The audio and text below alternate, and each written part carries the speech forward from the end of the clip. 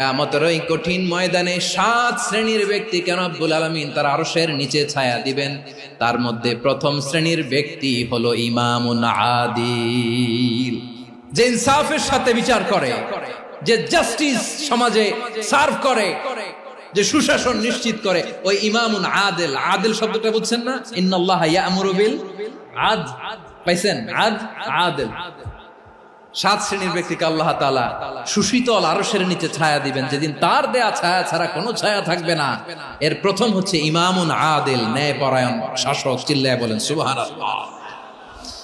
আবার বিশ্বনবী বললেন, ইন্নাল মুকসিতিনা ইনদাল্লাহি আলা মানাবিরা মিন নূর আন ইয়ামিনির রহমান। কিয়ামতের দিন যারা ন্যায় পরায়ণ হিসেবে আল্লাহর সামনে দাঁড়াবে, কিয়ামতের দিন রব্বুল আলামিন তার আরশের ডান দিকে ওই ন্যায় পরায়ণ লোকদের জন্য আরশের ডান দিকে একটা নূর